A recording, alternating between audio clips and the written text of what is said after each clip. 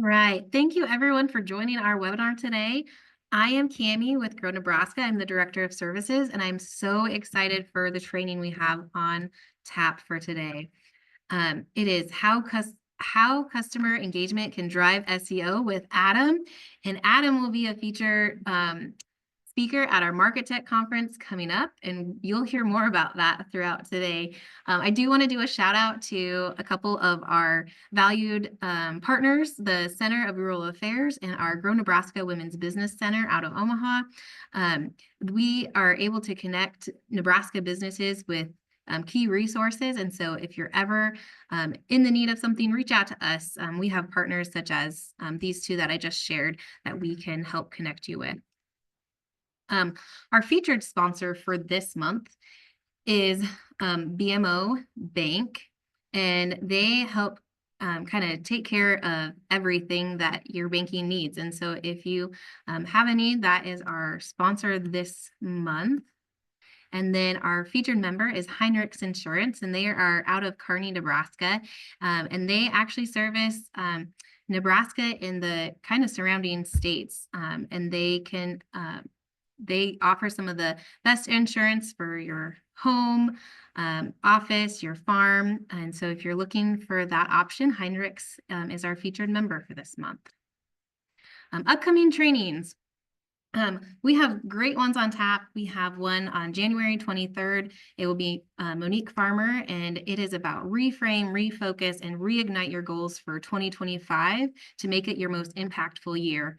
Then coming February 12th, we actually have our keynote, Chelsea, that is coming to speak at Market Tech. She is going to do a webinar for us. So if you want to get a sneak peek, not only today's training, but the one on February 12th are awesome ones to get you geared up for what's coming in March. And so make sure you get signed up for February 12th. And then on February 20th, we have Christy Johnson. She's going to do an interactive workshop where both employees and leaders learn how to maximize the effectiveness of your time when you connect. And so all of these trainings are available.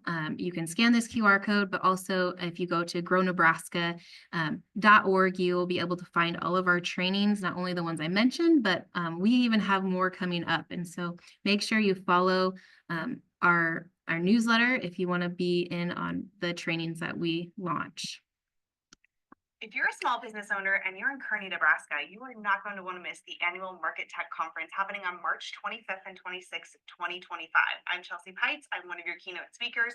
I'm going to be teaching you the science of the screen-to-screen connection, how to effectively build digital trust online. I'll be joined by some incredible speakers who are experts in their field, and we offer 4 tracks this coming session: marketing and social media, e-commerce and web, innovation, and tourism. Head on over to the markettechconference.com. You'll be able to register, see the agenda and all of the speakers, and reserve your tickets. And so that's just a note from our keynote.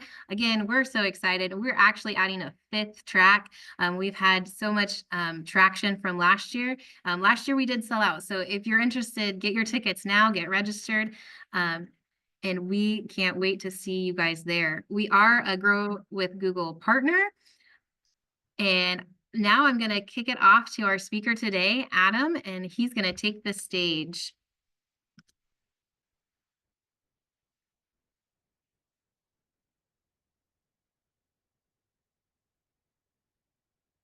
And I believe, Adam, you're muted. All right, mistake number 1 out of the way. Here we go. Thank you all so much for tuning in today. So yeah, very, very happy and excited to be invited back to Market Tech this year in March. The talk that I'm going to be giving there is going to be all about kind of how offline, real in-person interactions impact your digital presence and kind of directly impact your SEO and all of your digital marketing strategy. And part of that is going to be about reviews.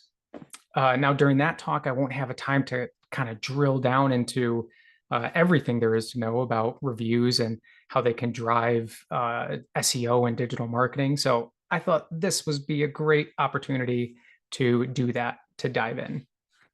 So that's what we're going to do today. But first, before we dive into that, I've made the mistake a couple times of being on mute when I start webinars. That one's out of the way.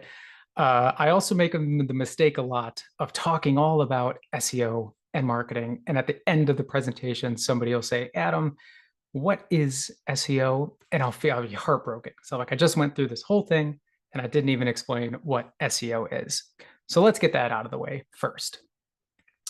If you didn't get the chance to meet me last year at Market Tech, or you haven't seen me on one of the other Grow Nebraska webinars, my name is Adam Di Frisco.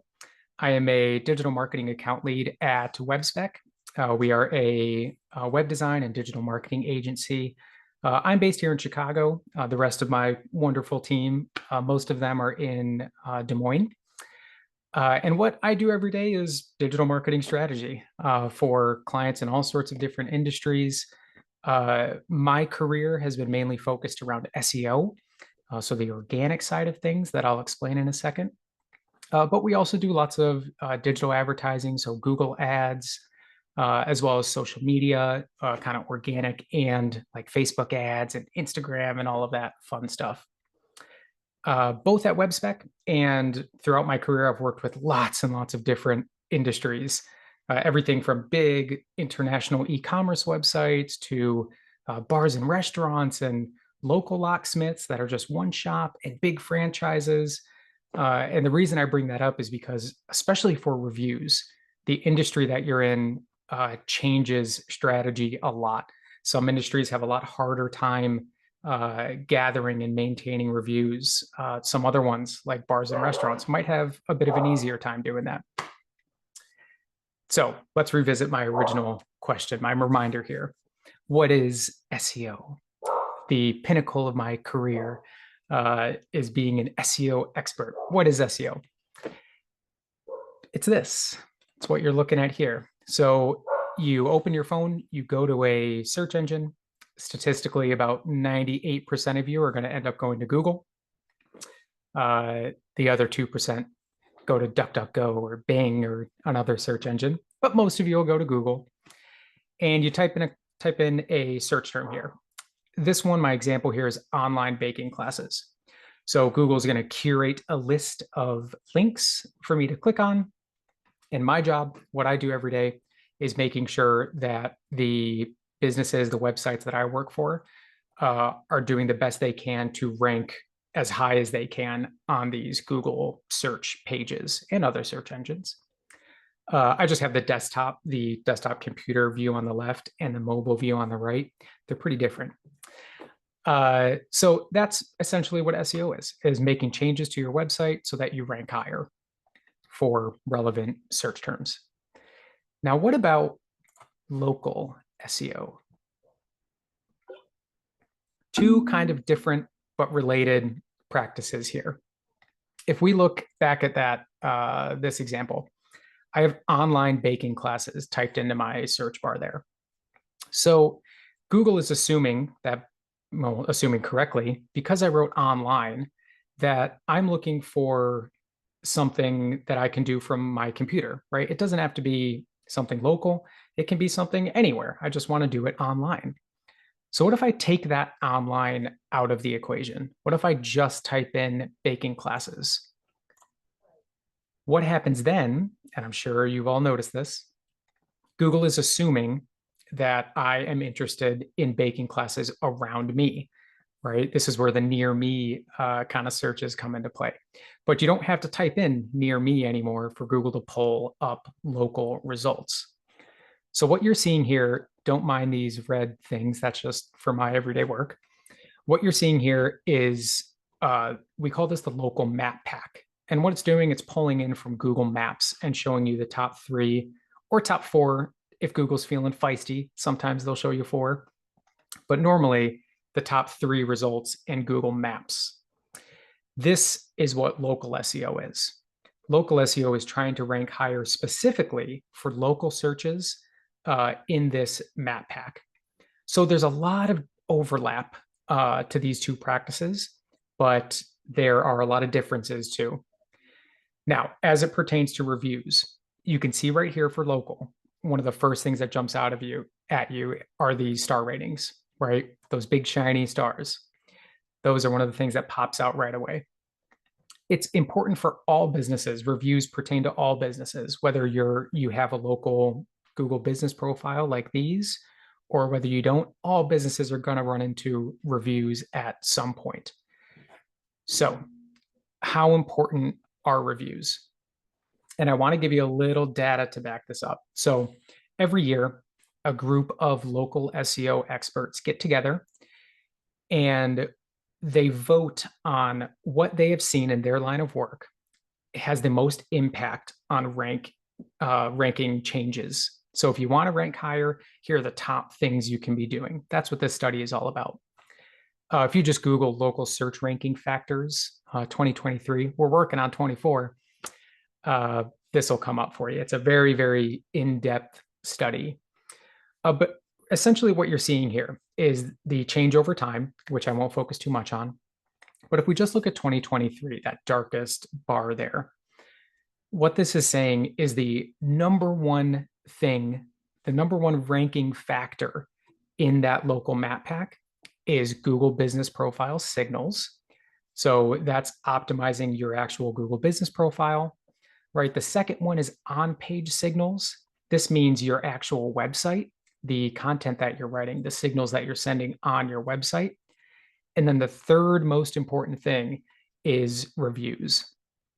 Now, because this is in the third spot, it tends to not get as much attention on talks and webinars and things like that.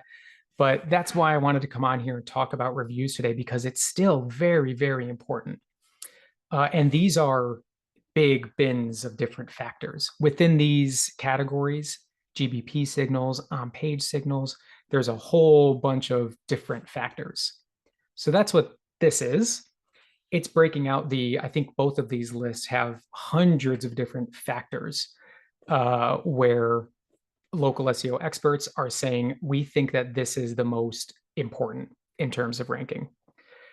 Now, on the left side, you're going to see positive ranking factors. So these are things that could rise your profile up. And on the right side, you're going to see negative factors. So things that can drop your ranking. And we can see in the top 10 for the positive ones, number 8 is the number of reviews. Lower on the list, there's a bunch of different review related factors. On the right side, we can see that for the negative ranking factors, number 4 and 5 both pertain to reviews. Now, I won't spend the whole time talking about this study, but the reason I'm showing you this is just to prove my point that reviews are extremely important. Like I said at the beginning, you could see the stars stand out right away. But it's more than that. It's more than just a visual thing, which I'll get into a bit. It's also, I did want to mention here that a lot of times I will work with businesses and they'll say, like, this is a good example, actually. So Great Hardwood Flooring Services, they have a 4.9 rating and 58 reviews. Cyprian Hardwood has 305 reviews and a perfect 5-star. So a lot of times if I was working with Cyprian, they would say, I don't understand. Our reviews we have more and they're better. Why are we ranking below this other company? Well, it's because of what I just showed you. There are hundreds and hundreds of factors. Reviews are among them, but it's not the only factor. So there are a bunch of different reasons why a business could be ranking ahead of you. With that being said, reviews is a huge part of it. So let's dive into that strategy. Little water break. All right, so what's our roadmap here? Here's what I want to talk to you all about. Review gathering is the first part, getting those reviews. I want to talk about review crafting. So what's the review actually containing, right? The words of the review. Next, we're going to talk about review responding, monitoring your reviews that you're getting on different platforms, and then finally taking those reviews and repurposing them in different places in your whole digital marketing strategy. That's something not a lot of businesses are doing, and I would love to see more of it. So let's start with review gathering. Before I get into some examples of creative ways to get reviews, I got 4 prerequisites here for you. Before I even start with companies that are asking for help implementing these review programs and local SEO programs, the first thing I tell them is, okay, you have to have an exceptional product or service. That's step one. I can't do much to help you there, honestly. Me sitting behind my computer, I don't have much say in that. If somebody comes to me and says, Adam, I really need help with my Google business profile, it's not ranking, I have no visibility. I open up their profile, they have 5 reviews and they're all terrible, horrible service. The technician was rude, disrespectful. I'll say, hey, what's going on with these reviews? And they say, oh, yeah, we have a really bad technician who's doing all our work right now. We're trying to work on it. It's like, well, do that first before implementing a review program. Because the longer you go with a bad product or service, just a deeper review hole you're digging for yourself. So that's step one. I hope that everybody has that covered at this point, but that's the first prerequisite I have for you. The second one is going to be to ask for reviews. This is a really simple one, but it's something I run into a lot. If you're like me, I hate asking for reviews. Back in my early career, before digital marketing, I was in the position to have to ask for reviews. It embarrassed me. I didn't like it at all. Some people are really naturally good at it and they don't mind at all. But either way, you have to be asking for reviews. If you don't, are you going to get reviews? Maybe. You'll get some here and there over the months and years. But if you really want to make a push and get ahead in local SEO, it has to be structured. You have to ask. When I say it has to be structured, this is what I'm talking about. A follow-up process, whether that's in person right after you've delivered a product or service or somebody has checked out and you say, hey, would you mind leaving us a review? Or whether it's automated. There are tools out there where you can say, okay, after this person purchases, 2 days after, send them an email asking for a review. There are lots of tools out there where you can automate that process. You can also do it manually, right? If someone checks out, you gather their email or you have their phone number, send a text a day later that says, if you wouldn't mind, please leave us a review. So there has to be some sort of procedure for you to really make that push and for it to really make a difference. Finally, everybody has to be involved in your company, in your business, not just one person. I've seen a lot of cases where the business owner kind of takes it all on themselves to try to gather those reviews. But the best programs I've seen have everybody involved. I'll talk about ways that you can do that in just a second here. So, unfortunately, I don't have for all of you a clear, here's how you want to get a review. Because like I said at the beginning, it's very different depending on the industry that you're in. The best programs that I've seen, get creative. You have to get creative with it. So let me throw out a couple examples at you. In my early career, I worked for a tour company and we would do a van chat, or I'm sorry, we would do a van. Yes, I'm seeing comments come in, by the way. Definitely, we can include a link to this presentation. Van tours. We had a van full of travelers and we went around like the Grand Canyon, picked them up from Las Vegas, went around the Grand Canyon and all of that. So what one of the tour guides would end up doing is about 30 minutes before we hit Vegas, coming back home, he would say, all right, can everyone get out their phones, please? There's going to be a great view on the right in about 30 minutes or in about 3 minutes. So they would pass the scenic picture spot. And then while they still had their phones out, the tour guide would say, hey, now that everybody has their phones out, I would appreciate it so much if you went to our Google page, left us a review. And that did a couple things. First of all, it worked very well. But this was my first exposure at the fact that the number one barrier for people writing reviews is getting their phone out of their pocket. That's something that I've learned over time that I don't hear a lot of people talk about. But getting people's phones out is probably the number one barrier to you doubling reviews, right? And you got to be creative with it. Like I said, like this is a great opportunity. Hey, come take a picture while you have your phone out. Please leave us a review. This worked very well in gathering high quantity of reviews. Next, a little bit easier of an industry with bars and restaurants. In this scenario, it was a restaurant, and the customers would have their meal. And then for the dessert, there would be a QR code. So, hey, if you want to see our chef's special desserts, they change every day, scan this QR code for the menu. The first thing that they would see is a please leave us a review. So they've already had their meal, they've already had their experience. The dessert is just the icing on the cake, no pun intended. And they're prompted with that first, right? So hope you enjoyed your meal. Please leave us a review. It means a lot to our business.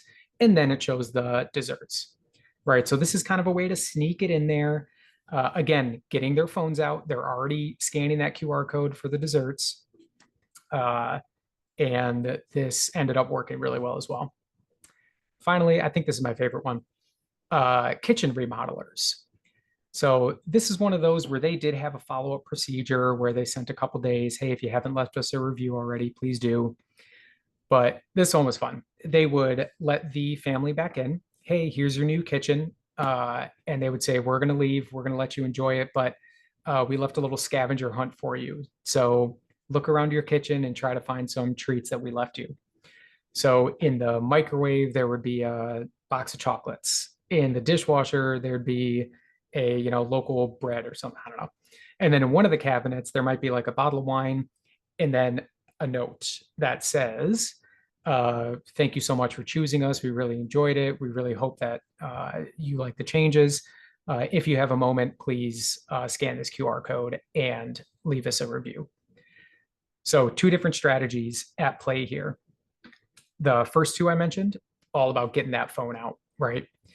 This last one is more about hitting your customers at the peak of their happiness, right? Get them when they've had the experience, everything's done, they're right there. You've left them some good treats, and bam, you're hitting them with a, would you mind leaving us a review? So those 2 things go a very long way. Again, creativity is very, very essential here. Get in a room, message me, brainstorm with your employees or with anybody. What's the best way that we can go about getting more reviews? Last example here. This one's a personal experience. I lived in Vegas at the time, and I did a lot of traveling back then, and I had to get a medical screening for a visa that I was applying for. So did a quick Google search, and Dr. Praveen came up. Dr. Praveen had probably triple the amount of reviews that other doctors in his field had, and they were all perfect 5-star. So I went to Dr. Praveen, and he was fantastic. He was very funny, very friendly, outgoing. He spoke a bunch of different languages. Everything went great. I went to check out, and he said, hey, would you mind leaving me a review? I said, yeah, no problem. He goes, okay, let's do it. I was like, oh, right now? You want to do it right now? He's like, yeah. Actually, let's take a selfie first. I'm like, a selfie? Okay, Dr. Praveen. He's a really nice guy. But we took a selfie, and then he goes, okay, let me show you. And he showed me on the phone where his Google business profile was and said, all right, post that picture and just write the review. And I'm like, yeah, I'll do it when I get home. He's like, no, do it right now. It'll just get it out of the way. Like, okay. So I wrote him a review right in front of him. And then the second I got back into my car, I opened up his review profile and bam, there it is. He's doing this for every single person that comes through his door. Now, am I suggesting that you do this? I would die if somebody made me do this for customers, but it works very, very well. I will do a little side note here and say pictures and reviews are double important. Pictures and reviews are fantastic for you. So Dr. Praveen knew this, and that's why he was taking pictures of everybody and having them post it in their review. Now, this is a super aggressive strategy, but like I said, it worked. So either get creative or be super aggressive. It depends on your style and the style of the people asking for reviews. But either way, there's a path there for you somewhere. Dr. Praveen. Also, I still like the guy, even though it was super embarrassing to do it right in front of him, to write that review right while he's staring at my phone. It didn't make me not like him. If I had a medical problem and I was in Vegas, I'd still go back to Dr. Praveen, especially now that I already wrote him a review. I won't get faced with that again. Okay, keep in mind, you cannot incentivize customers for reviews. It is strictly against Google's guidelines. And I have seen businesses either get reviews taken down or, in the extreme case, get their whole profile suspended if that happens. So please refrain from incentivizing customers for reviews, whether it's, hey, we'll give you a straight cash or a gift card or a discount. None of that can happen. But it's a big but. You can incentivize employees to get reviews. There is nothing wrong with that. So that tour guide, tour company that I mentioned a little bit ago, they had a program where every month the tour guide that got the most reviews ended up getting a $100 Amazon gift card. So incentivizing employees works very, very well if it's in your marketing budget. Funnel it that way. It's going to do great things for your local SEO and that visibility. Another example, actually, my team just ran across, you can also tell customers when you're asking them to leave a review that, hey, if you leave a review for Samantha, who did the work for you, she will actually get a gift card. So feel free to tell your clients that you are incentivizing employees if it's, your style and you feel comfortable doing that. That's totally fine too. All right. Now, it's not just about the review, it's about what's in the review, right? We've done a ton of studies about this. If you have just a 5-star review, just the stars, no text, and then next to it, you have a 5-star review with a whole block of very descriptive text, the one with text ups your profile a lot more than the one without. So you want to make sure that words are being written as much as you can. I'll give you a couple other reasons why this is important. Take a look at this example. So 2 searches side by side here. This is right around me. These are searches minutes apart. One is oil change, right? And we can look at the top 3 ranking: Jiffy Lube, Midas, Grendel's. Now, if I add one adjective to that search term, fast oil change, and hit search, look at how it changes. Not only did the rankings change a little bit, right? So now Midas is not in the number 2 spot anymore. Now Take 5 is in the 2 spot. So it does change the rankings. And look at what else happened. It pulled out this little text here. This is pulling straight from your review profile, all of your reviews. So we know that Google is reading through algorithmically, mainly. I'm sure there's one person that reads manual reviews somewhere, but done mainly algorithmically. And it's pulling it out and highlighting it when I'm searching for fast things. So it says, oh, this searcher is looking for fast oil changes. Let's pull out some reviews that say fast or quick, right? Very quickly. Here's another example with furniture. So if I have furniture search here, and then next to it, I have cheap furniture, we can see that the rankings didn't change in the top 2. I do see a change here in 3, but it pulled out affordable and affordable. So it doesn't have to be, this is where a lot of marketers go over the edge. It doesn't have to be exact match, we call it. You don't have to make sure everyone's saying cheap, right? Google is smart enough at this point to know that cheap means affordable and fast means quick. They're talking about the same thing. But for this reason, we want to make sure that we have descriptive text in our reviews. I take a second for a question here. Is the incentive for employees okay in higher education as well? Usually college recruiters cannot receive incentives. Yeah, I've dealt with this in the like the psychology space too, and like HIPAA issues. So you got to be careful with that. Always follow the rules, basically. I would have to look at that specific scenario in detail. Normally, though, if you feel uneasy about it, I would find another way, right? There, you just got to start getting creative a little bit.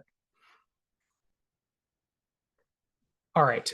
Oh, another thing here, we can see that Google is shifting, kind of marketing in general is shifting this way. This is from my personal experience, but it's shifting in a way that's valuing real people like you and me, customers, everyday people, not the business owners, just regular everyday people, valuing their opinion more and more as time goes on, right? Anybody can own a website and put whatever they want on that website. But I feel like Google is valuing these a little bit more, reviews and customer feedback and what they're finding across the web. So this is a little example where relatively new. When you pull up a Google business profile, on the left is a hotel, on the right is a flower shop. Normally that section is full of images, right? And recently, Google has started to pull in reviews from your profile and highlight them front and center on your profile. So scary stuff here. Normally, from what I've seen, it's always positive reviews. Google won't shove a negative sentiment review up there. But this is further proof that Google is understanding what's being written in a review and understanding the general sentiment of that review. And that's getting attached to your profile, right? So very important. Now, you can't, well, I mean, technically you can steal someone's phone and write a review for yourself on their phone. I wouldn't suggest it. Things might get a little awkward. But there are ways that you can prompt people when you're in that review gathering, requesting review process. You can prompt them to write a little bit longer of a review. So this is a template from Darren Shaw. He runs the report that I mentioned at the very beginning. He's also the founder of White Spark, who's a different agency. Very, very great local SEO resource. And I use this all the time, this template. And again, I'll share this with everybody. But here's what it looks like. Hello, customer name. This is an email that gets sent, a day or two after their service. Pleasure working with you. A little section about how online reviews, why they're important.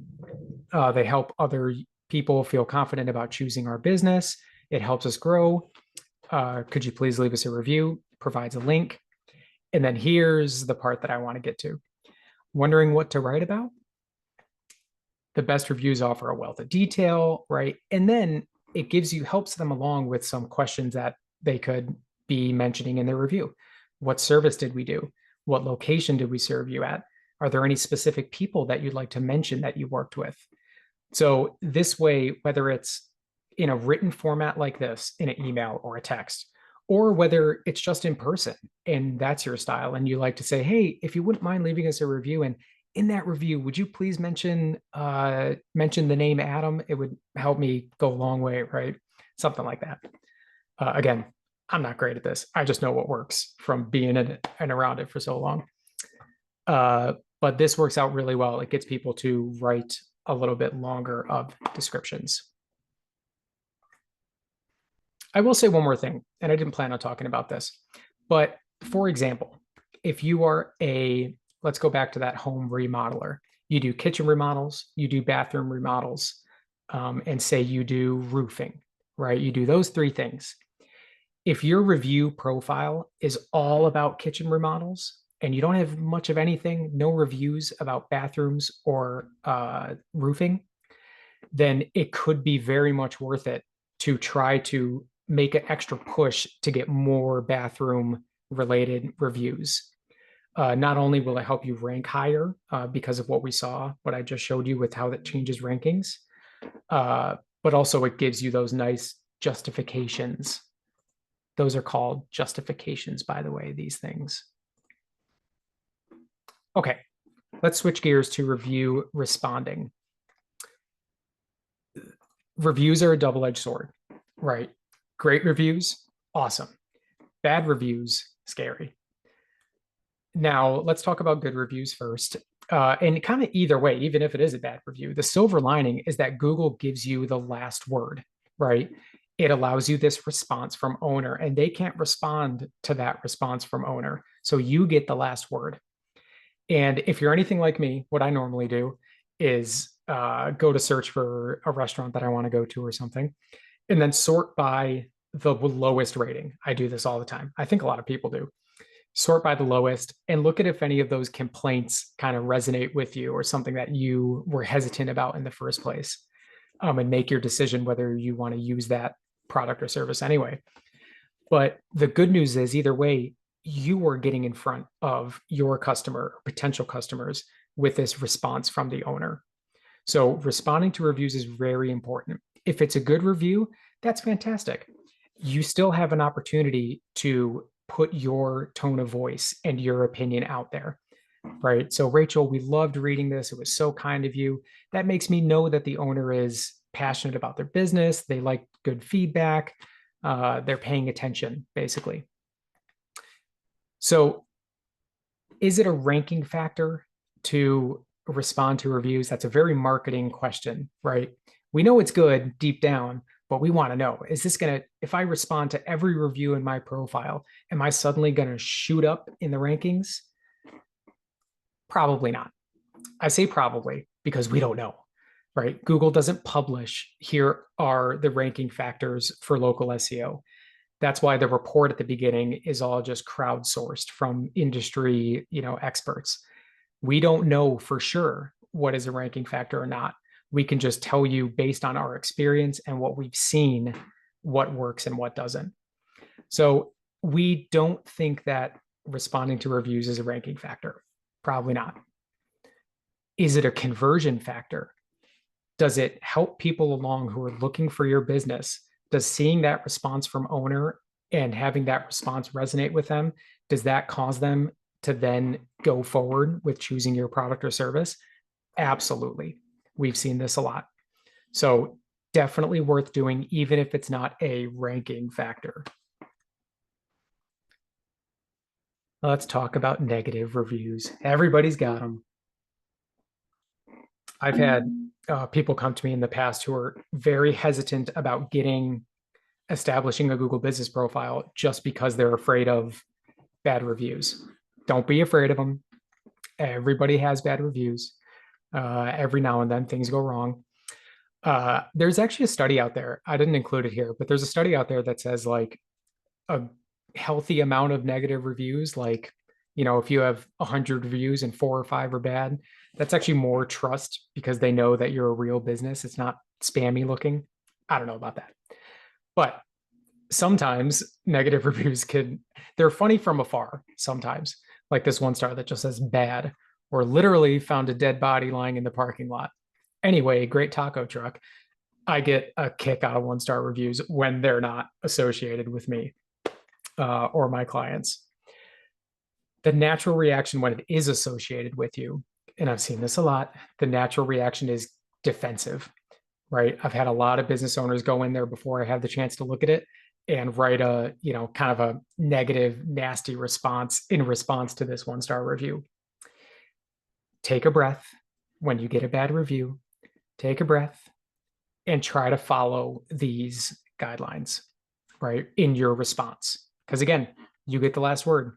If people out there are like me and they're specifically looking for the worst reviews first, you get a chance to get in front of their eyes, right, as they're looking at those bad reviews. It's kind of a good thing. Start with gratitude. Thank you for the feedback. A lot of Google profiles, it depends, but a lot of Google profiles have actual names, like Alexis Thompson here. Some of them don't have names or they're silly names. Don't use them then. Use their name. If you know that that was an actual issue in their review, be transparent about it. Acknowledge that mistake. Offer a solution, a resolution, what you plan to do to remedy that, that mistake. Try to stay as professional as you can. Move conversations offline. Try not to escalate the situation. If you escalate it, if you make it worse, if you're nasty right back to them, then they could go ahead on all different platforms, on Yelp, on Facebook. They can go on a I've seen it happen before. They go on a rampage and leave you scathing, worse than the first 1 star reviews on all different platforms. So try to take it offline and avoid copy paste.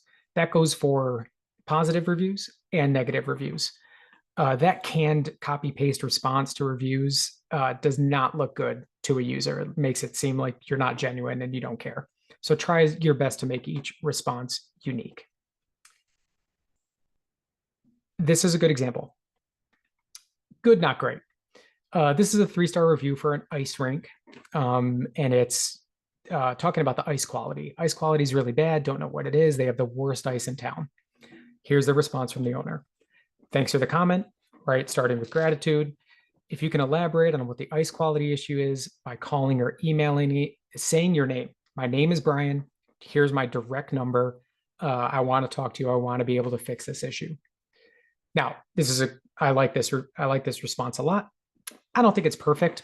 If it were me, I would put something in there maybe about what you're currently doing to make sure you have good ice. Maybe that's too much. I have to talk about it with Brian here, but this is pretty good. So try to follow this format. As a professional marketer, this is my suggestion to you, or don't take my advice. There are times where there are some funny responses, like not sure this place stays in business. Sounds like you're having a bad day and feeling out of sorts. Feel free to stop by for a hug. Or this guy just got a 1-star with 0 text, right? We actually haven't been open. So I know you didn't get a bad meal here. I'm not an expert on how to navigate, but it seems like you ate at more than 7 restaurants 2 days ago. So I will say this.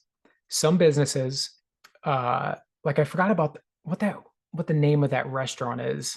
It's a chain restaurant that's like really nasty on purpose to their customers. It's kind of their like shtick.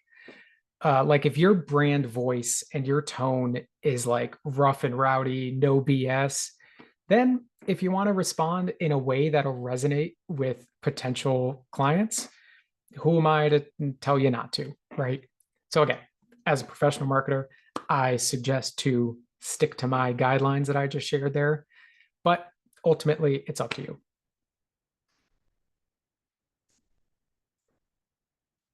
All right, let's move on to monitoring. I'm running a little low on time, so I'm going to start running through here. Review monitoring. What I'm talking about with this is more than just Google, right? This is relatively new, but on Google business profiles here, they started to include this section called reviews from the web. And what it does is highlight, just like it says, reviews from other sources around the internet. So for this company, they had Facebook here, Angie's List, Best Pick Reports, which I've never heard of. They have 16,000 reviews on Best Pick Reports. I wonder what that is. But this is showing us that Google is crawling and looking at reviews, not just on Google business profiles, but all over the web. So it is important that you're keeping up reviews, not just on Google, but everywhere else that you're visible to.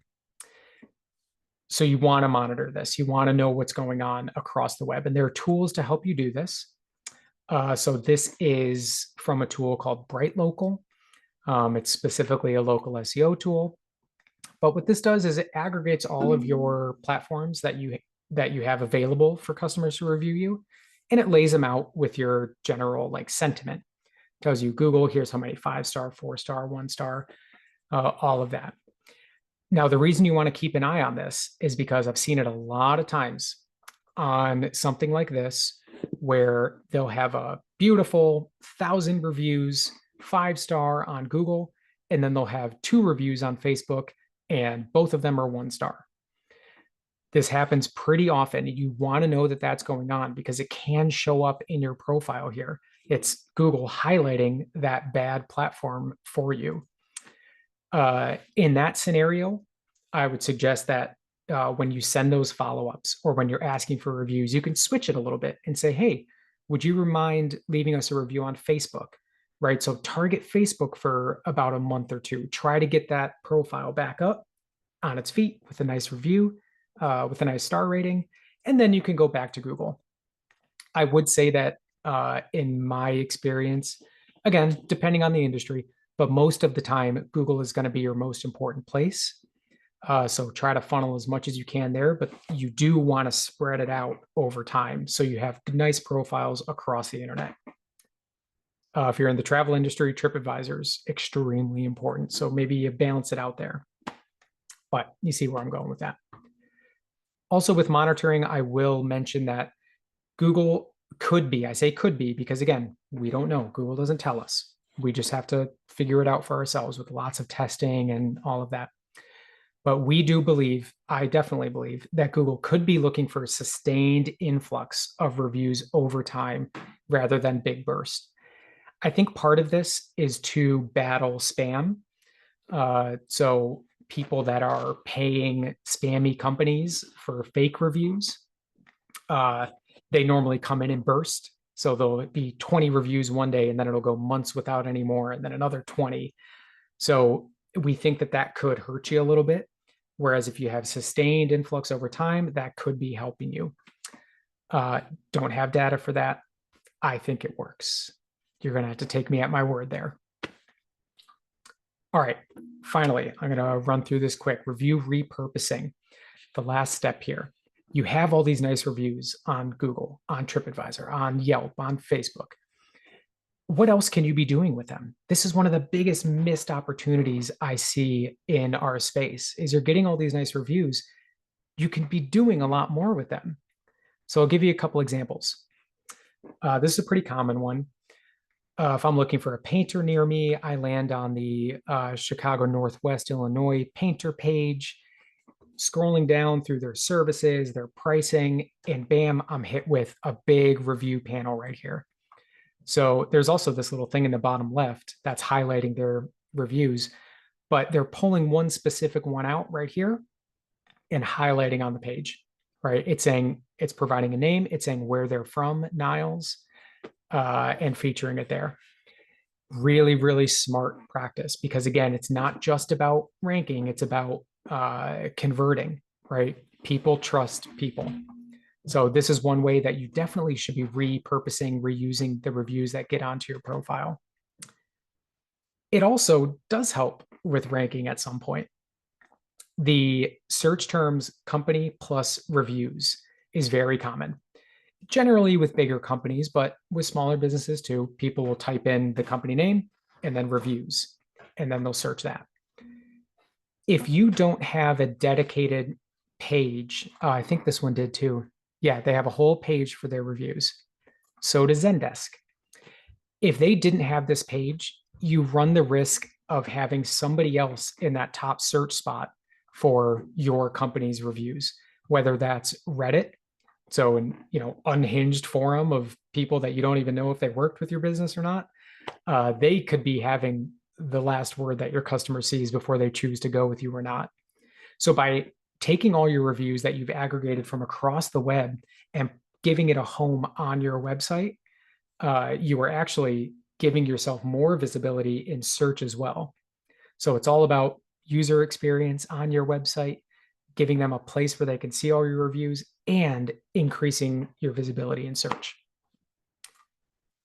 Here's another list of ways that you can be repurposing reviews. Like I said, testimonial page on your website. Another little caveat about that is if you have several different services, like let's go back to my remodeler. If you have kitchen, bathroom, and roofing, those three services.